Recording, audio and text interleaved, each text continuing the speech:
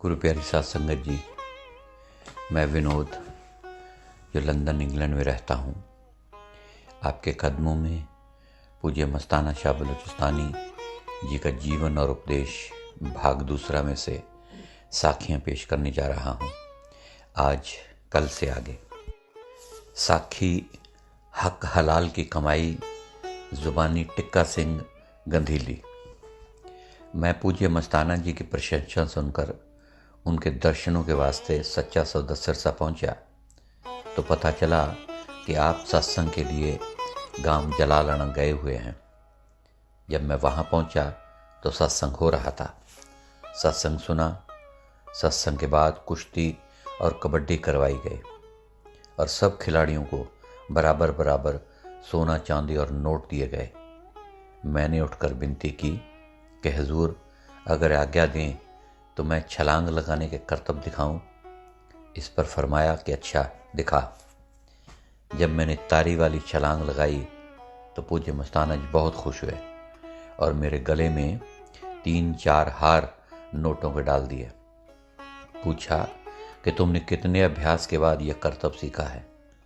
मैंने कहा जी बचपन से ही अभ्यास करता आ रहा हूँ।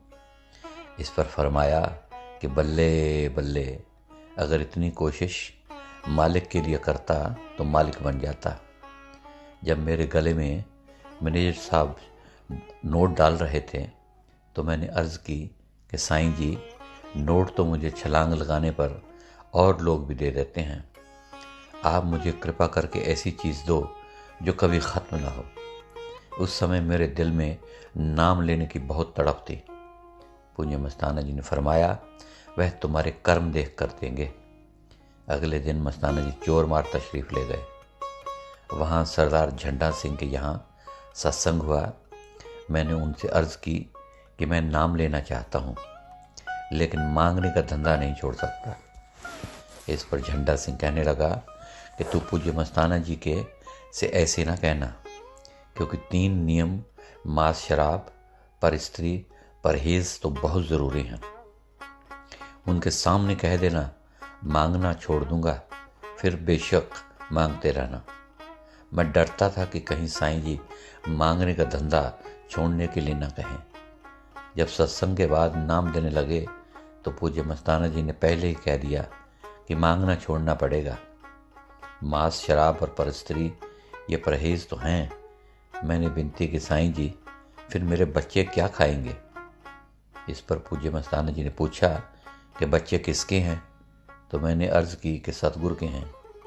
पूज्य मस्ताना जी ने फरमाया कि जब सतगुरु के हैं तो वह खुद संभालेगा। सतगुरु खुद जिम्मेदार है, तो नाम लेकर सिमरन कर, वह भूखे नहीं मरने देगा। फिर फरमाया कि तू तो गंधीली जा, ज़मीन देखकर और पसंद करके हमें बता। मैंने वहाँ जाकर ज़मीन देखी और आकर बताया कि ज़मीन है तो बिरानी। इस पर फरमाया तो फिक्र न कर, वहाँ पर बाग बहारियाँ लग जाएंगी, वहाँ पर काल नहीं पड़ेगा। धन्नाराम मी ले गया है। मैंने अर्ज़ की कि बाग बहारियाँ कैसे लग जाएंगी, वहाँ तो कौवे भी प्यासे मरते हैं। इस पर पूज्य मस्ताना जी ने फरमाया कि तेरे को क्या खबर है, उत्थे बाग बहारियाँ लग जाएंगी। मैंने वहाँ जाकर एक मुरब्बा ज़मीन ख़रीद ली और रजिस्ट्री करवा ली। फिर आकर पूज्य मस्ताना जी से पूछा कि ज़मीन में क्या बीजूं। पूज्य मस्ताना जी ने फरमाया कि गेहूं और सरसों बीज देना। मैंने जाकर 3 बिघे में तो गेहूं और सरसों बो दी और बाकी ज़मीन में चने बो दिए। गेहूं और सरसों तो खूब हुई लेकिन चने बिल्कुल ना हुए। मेरे साथ वाले खेत में जो सरसों थी उसको झाड़ा लग गया।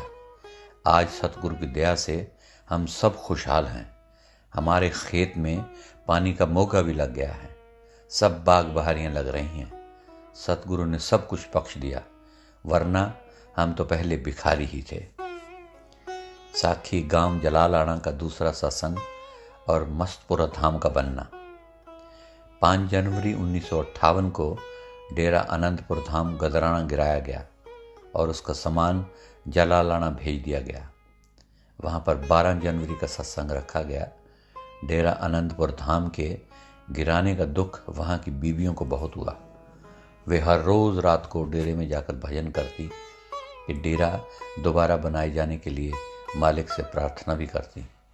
उन्होंने अपने आदमियों से भी अनुरोध किया कि वे पूज्य मस्ताना जी से डेरा दोबारा बनाने के लिए विनती करें, मगर किसी में हिम्मत नहीं थी और न हिम्मत की। फिर 12 जनवरी को वे बीबियाँ सिर पर पगड़ियाँ बांधकर जलालाना के सत्संग में पहुंची और पूज्य मस्ताना जी के आगे प्रार्थना की कि डेरा दोबारा बनाया जाए, जो कि आपने दया करके मंजूर फरमाया। साखी इंदर सिंह सुनार, गांव बेनीवाल। 16 जनवरी 1958 को मैं इंदर सिंह बेनीवाल वाला पूज्य मनीष साहब जी से मिला और 6 माह पुरानी घटना उनको सुनाई। वो ये कि मुझे नाम लिए हुए 3 साल हो गए हैं। मैं अफीम और शराब की ठेकेदारी करता हूँ और मालिक की दया मेर से फिर भी इनके इस्तेमाल से बचा हुआ हूँ। हमने नाजायज़ काम करने के लिए एक जीप रखी हुई है। पुलिस वाले भी अक्सर उस जीप को ले जाया करते हैं। एक बार हमने गांव जौहड़, जहाँ जगन सिंह जलालाना के नानके हैं, का ठेका लिया हुआ था। एक दिन वहाँ पर पुलिस का स्टाफ उतरा और उन्होंने हमसे जीप मांगी। उस समय हमें भी बहुत ज़रूरी काम था, इसलिए उनको जीप देने से इनकार कर दिया। इस बात पर पुलिस वाले नाराज़ हो गए और हम पर एक झूठा केस बना दिया। धूरी के पास एक चीना झपटी अपराधी की किसी सोने की अंगूठी उतार कर ले गए। इस वारदात के सिलसिले में मेरे लड़के को गिरफ्तार कर लिया गया और उस पर झूठा मुकदमा बना दिया गया। एक अंगूठी किसी बनिए के पास रखकर उससे बयान दिलवा दिया गया कि इस लड़के ने मेरे पास ये रहन में रखी है।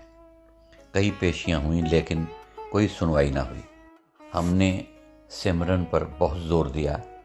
एक दिन मेरे सामने पूज्य मस्ताना जी आकर खड़े हो गए और कहा कि घबराओ नहीं, उनकी अंगूठी का वज़न करवाओ और अपनी जिमनी में जो दर्ज है उस वज़न से मिलाओ। चुनांचे हमने ऐसा ही किया। अंगूठी का वज़न 6 मास से 2 रत्ती निकला और जिमनी में जो वज़न दर्ज था वह 6 मास से 2 रत्ती कम था। हमारे वकील का हौसला बढ़ गया और मैजिस्ट्रेट के सामने दलील पेश की कि अगर किसी की भैंस गुम हो जाए और किसी कट्टी को लेकर मुकदमा खड़ा कर दिया जाए तो यह क्या इंसाफ है। इस पर पुलिस को शर्मिंदा होना पड़ा। साकी दूसरा सत्संग जलालाना, मस्तपुरा धाम और जगमाल वाली डेरे का हुक्म। एक दिन शाम के समय पूज्य मस्ताना जी और बहुत सी संगत जलालाना की नहर के पुल के पास खड़े थे। जगमाल वाली गांव को बसंत सिंह दर्जी रोने लगा। पूज्य मस्ताना शाह ने पूछा कि पुत्र क्यों रोता है। उसने अर्ज़ की कि मैं बहुत गरीब आदमी हूँ, सिरसा जाकर अपने बच्चों को नाम नहीं दिलवा सकता। आप मेहरबानी करके गांव जगमाल वाली में संगत करें, गांव का प्रेम भी बढ़ जाएगा और मेरे बच्चों को नाम भी मिल जाएगा। इस बात पर पूछा कि क्या वह गांव सिखों का है, उसके नज़दीक कौन कौन से गांव हैं। उसने कहा कि नज़दीक के गांव असीर, माखा, देसू और पिपली हैं। ये 4-5 गांव मील 2-2 मील की दूरी पर हैं। पिपली गांव में आधे सिख हैं और आधे पंडित हैं। और पूज्य मस्ताना जी ने फरमाया कि वरी, हम तुम्हारे गांव में ज़रूर आएंगे और 4-5 गांवों के बीच तंबू लगाकर खूब जिंदाराम की जय जयकारी करवाएंगे और सतगुरु के खजाने से वहाँ खूब रड़बड़ मचेगी। तू फिक्र न कर, तेरे बाल बच्चों को वहाँ आकर नाम देंगे। बस अब और क्या चाहता है। साखी पूज्य मस्ताना जी की आँख का ऑपरेशन। गांव जलालाना का पहला सत्संग होने के बाद 17 मार्च 1957 की सुबह चोरमार में सरदार झंडा सिंह के घर मजलिस करके और अधिकारी जीवों को नाम देने के बाद वहाँ डेरा की ज़मीन देखी और डेरा बनाने के लिए मंजूरी भी दे दी। फिर गुक्याँ वाली होते हुए शाम को सच्चा सौदा सिरसा पहुँचे। इसके 2-3 दिन बाद पूज्य मस्ताना जी अपनी आँख का ऑपरेशन करवाने के लिए भिवानी जाने के लिए तैयारी करने लगे। खुशीराम वजीर साहब पूज्य मस्ताना जी से कहने लगा कि आप तो हज़ारों लाखों लोगों की आंखें बनाते हैं और अपनी आंख के लिए भिवानी क्यों जा रहे हैं, खुद ही ठीक कर लें। इस पर फरमाया कि पुत्र, जब मृत लोक में डॉक्टर आंख बना सकते हैं तो रूहानी शक्ति क्यों खर्च की जाए। इस शक्ति से हज़ारों रूहों का उद्धार हो सकता है। और उसको हुक्म दिया कि साथ चलने के लिए तैयार हो जा। खुशीराम जब रात को डेरे आया, उसको सुबह 3 बजे बेरी साहब एक्सियन को बुलाने के लिए भेजा और हिदायत दी कि वहाँ तुम्हें 2 शेर कुत्ते मिलेंगे, बैटरी साथ ले जाना। महात्मा न्यामत को भी साथ में भेज दिया और फरमाया, जब शेर कुत्ते सामने आए तो उनकी आंख में लाइट मारना, नहीं तो वे तुम्हें खा जाएंगे। जब वे नहर कॉलोनी में बेरी साहब की सरकारी कोठी पर पहुंचे तो 2 शेर कुत्ते मिले। जब उनकी आंख पर लाइट मारी तो वो भाग गए। बेरी साहब की कोठी पर पहुंचकर घंटी बजाई। जब वे बाहर आए तो पूज्य मस्ताना जी का हुक्म सुना दिया गया। उन्होंने कहा कि तुम जाओ, मैं अभी आता हूँ। वापसी पर एक आदमी उनको कॉलोनी से बाहर छोड़ आने के लिए साथ भेजा, लेकिन फिर भी एक कुत्ते ने खुशीराम की टांग को काट लिया। जब वे सच्चे सौदे पहुँचे तो पूज्य मस्ताना जी को सारा हाल बताया और आपने फरमाया कि इसका इलाज भी भिवानी जाकर करेंगे। अभी मैनेजर साहब से पट्टी करवा लो। भिवानी पहुंचकर सेठ किशनलाल जुलान के धर्मार्थ नेत्र चिकित्सालय के पास में एक बाग में ठहरे। वहाँ का इंचार्ज श्री पुरुषोत्तम दास गिरधर एक बहुत अच्छा डॉक्टर था। उसको बुलाया तो उसने ऑपरेशन की फीस 100 रुपये मांगी। उसको 101 रुपये दिया। डॉक्टर ने ऑपरेशन का समय निश्चित कर दिया और हिदायत की कि इस निश्चित समय से 8 घंटे पहले जो कुछ खाना है खा लें, फिर कुछ नहीं खाना। अगर प्यास लगे तो ऑपरेशन से 3 घंटे पहले थोड़ी सी चाय या दूध ले सकते हैं, वह भी बहुत कम। निश्चित समय पर डॉक्टर ने आकर ऑपरेशन किया। उस समय कमरे में सिर्फ महात्मा न्यामत राम और खुशीराम ही थे। ऑपरेशन करने के बाद जब पट्टी बांधी तो कहा कि ऐसा ऑपरेशन मेरे हाथों से आज तक नहीं हुआ, बड़ा जल्दी और सफाई से हुआ है। फिर कहा कि ऐसी चमकीली और नूरानी आँख आज तक कभी नहीं देखी और पूज्य मस्ताना जी के शरीर से जो सुगंध आ रही थी उसने पहले कभी महसूस नहीं की। फिर डॉक्टर ने हिदायत की कि 4 घंटे सीधे लेटे रहें और जरा भी नहीं हिलें, नींद लेने की कोशिश करें। 4 घंटा लेटे रहने के बाद बनी हुई आँख की तरफ करवट ले सकते हैं। 12 घंटे बाद दोनों तरफ करवट बदली जा सकती है और 24 घंटे के बाद किसी की सहायता से कुछ देर बैठ सकते हैं, मगर आँख पर जोर नहीं पड़ना चाहिए। धीरे धीरे बैठें। तीसरे दिन जैसे मर्जी बिस्तर पर लेट सकते हैं। खाने के लिए फरमाया, ऑपरेशन के 4 घंटे बाद अगर प्यास लगे तो लेटे लेटे थोड़ा पानी या किसी फल का रस चम्मच से ले सकते हैं। 8 घंटे के बाद लेटे लेटे ही दूध या फल का रस, चाय भी पी सकते हैं। दूसरे दिन ऐसे ही फलों का रस या दूध ले सकते हैं। तीसरे दिन हल्का दलिया या खिचड़ी दूध के साथ ले सकते हैं। जब तक आँख की पट्टी न खुले रोटी नहीं खानी। हिदायत करके डॉक्टर अभी कमरे से बाहर ही हुआ था कि आप चारपाई पर उठकर बैठ गए। खुशीराम ने कहा कि डॉक्टर साहब तो बैठने के लिए मना कर गए हैं, आप आराम करें। इस पर पूज्य मस्ताना जी ने फरमाया कि ये बातें दुनिया के वास्ते हैं, हमारे लिए नहीं। तीसरे दिन जब पट्टी खोली तो कमाल की रोशनी मिली और डॉक्टर हैरान रह गया। अब बाग में हर रोज़ सत्संग जारी हो गया। देखी एक गाने वाला लड़का सत्यनारायण वर्मा बागकोली लोअर बाज़ार में था, वह आने लगा।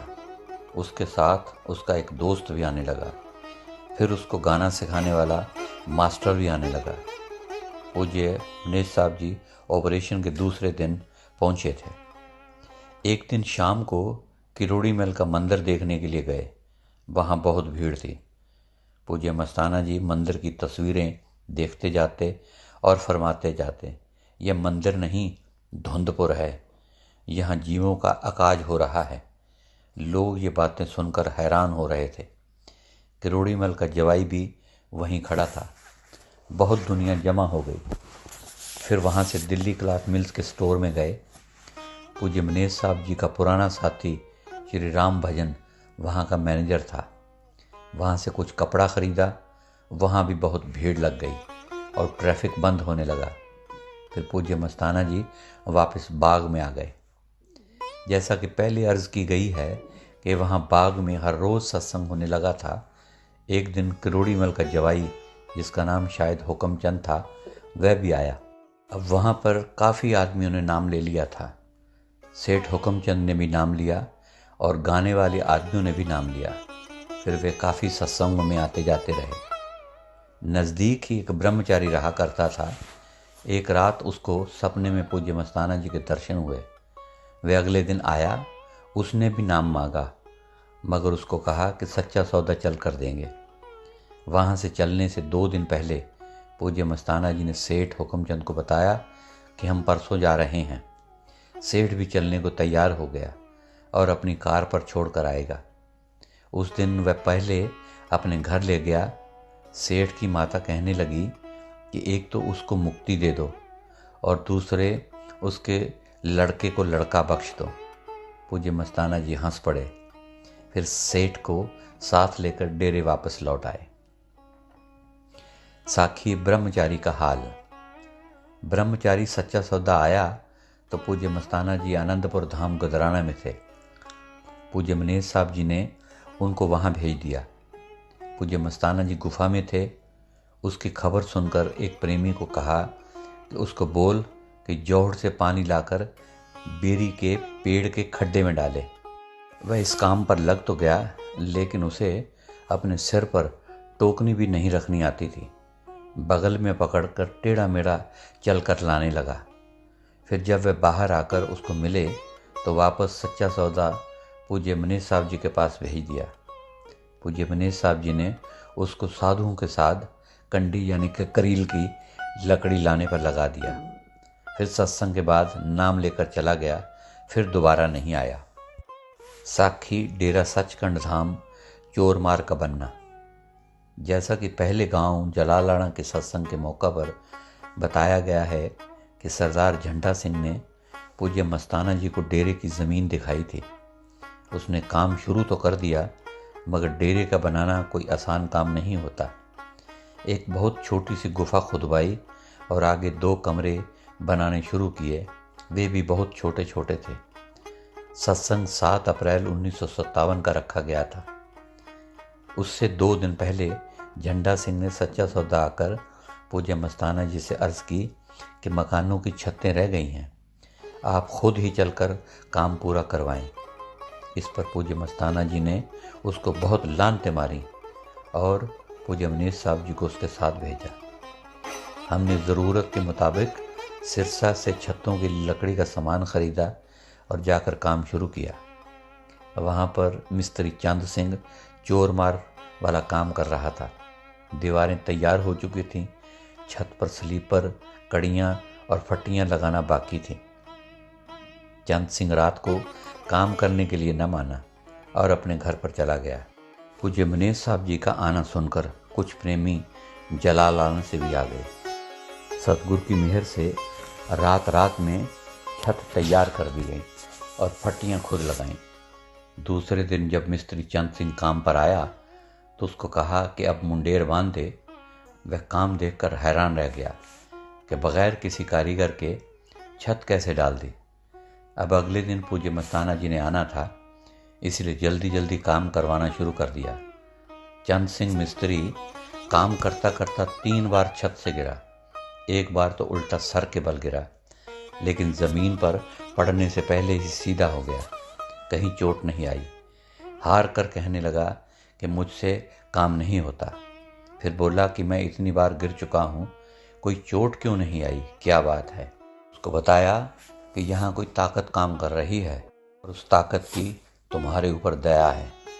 1-2 प्रेमी और आ गए। और उनसे कमरों के बाहर सफ़ेदी भी करवा दी गई। अगले दिन पूज्य मस्ताना जी आ गए।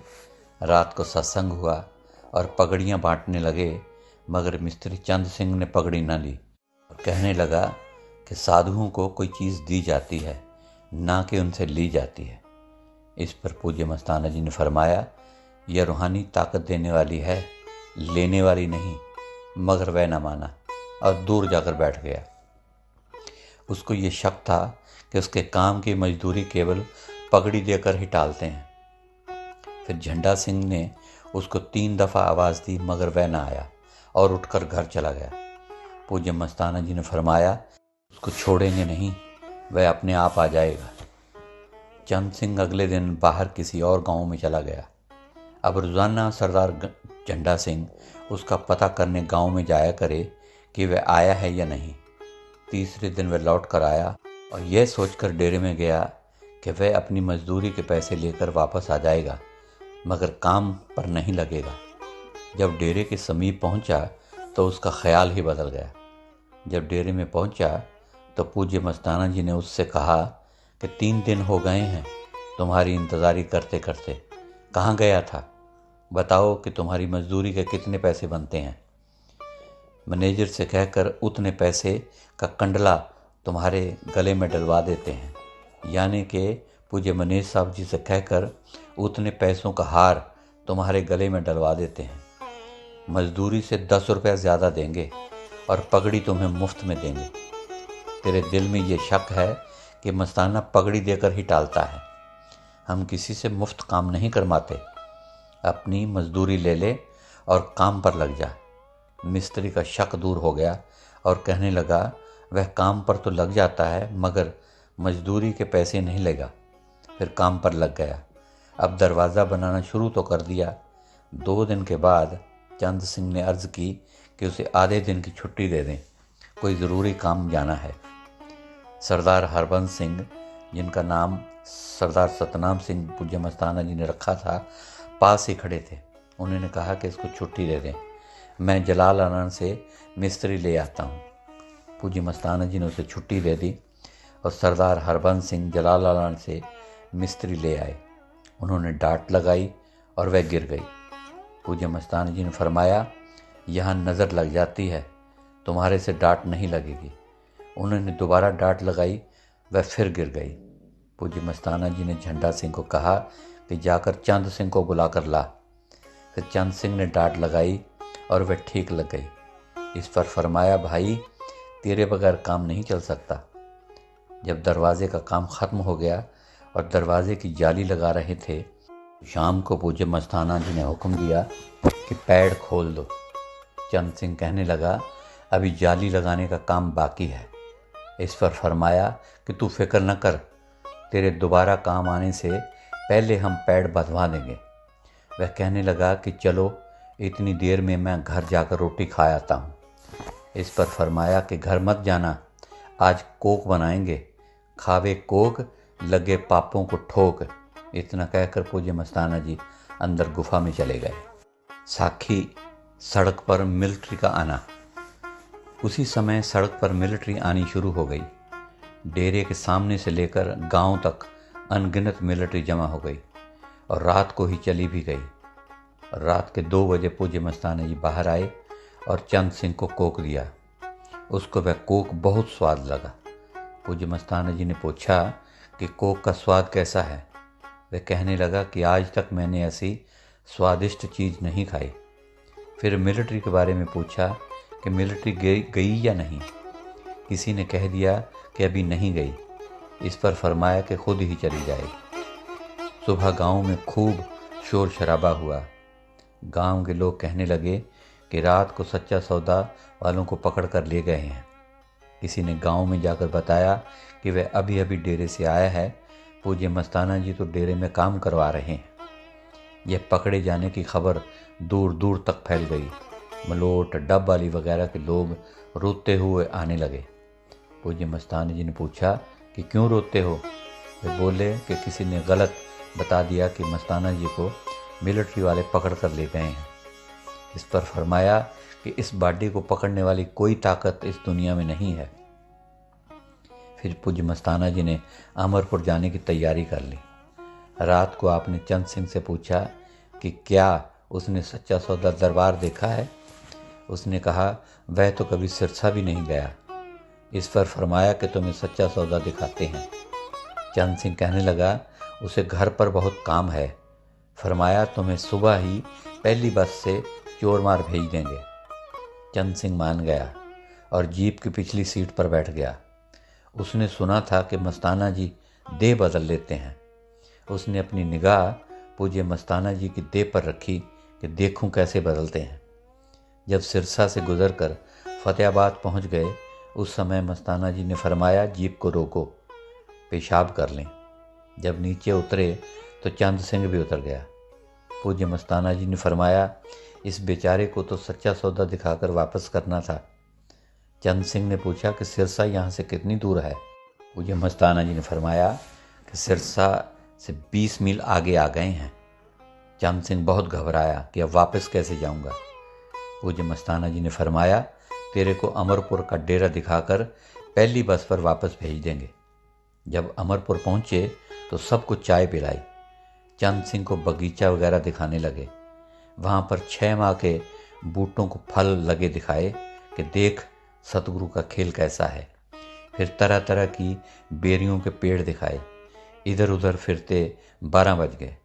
फिर उसको कहा कि चलो लंगर खाओ, और महात्मा सोनाराम बिश्नोई को कहा कि इसको चूरी कूट कूट कर खिलाओ। उसने 10-12 रोटियों की चूरी अच्छे घी में बनाकर दी। चंद सिंह कहने लगा वह तो इसको 10 दिन में भी नहीं खा सकता। फिर पूज्य मस्ताना जी ने उसको अपने हाथ से कुछ चूरी दी और फरमाया कि जाकर चौबारे में लेट जा। उसको सोते सोते 4 बज गए। फिर उसको चाय पिलाने का हुक्म दिया और पूज्य मस्ताना जी खुद एक शहतूत के पेड़ के नीचे बोरी बिछाकर बैठ गए। चंद सिंह भी चाय पीकर वहीं पास आकर बैठ गया। फिर रूपाराम चौधरी को बुलाकर कहा कि जो कोट कश्मीर वाला तुम्हें दिया है वह चंद सिंह को दिखा। चंद सिंह कोट देखकर हैरान रह गया। पूज्य मस्ताना जी ने उसको पूछा क्या कभी उसने ऐसा कोट पहना है। उसने कहा उसने तो देखा भी कभी नहीं। उन दिनों में महात्मा सोनाराम की घरवाली चोला छोड़ चुकी थी। उसने नाम नहीं लिया हुआ था। मरते समय रात को उसने सोनाराम को कहा कि मस्ताना जी खुद खुदा हैं। उसे यमदूतों से पूज्य मस्ताना जी ने छुड़ाया है, उनके चरणों में ही रहना। फिर महात्मा सोना ने चंद सिंह को कहा कि तू भी पूज्य मस्ताना जी की शरण ले ले। इतने में काफ़ी बिश्नोई इकट्ठे हो गए और रात हो गई। पूज्य मस्ताना जी ने पूछा कि तुमने सत्संग के लिए कोई इंतज़ाम किया है। वे कहने लगे कि उन्होंने कुछ भी नहीं किया है।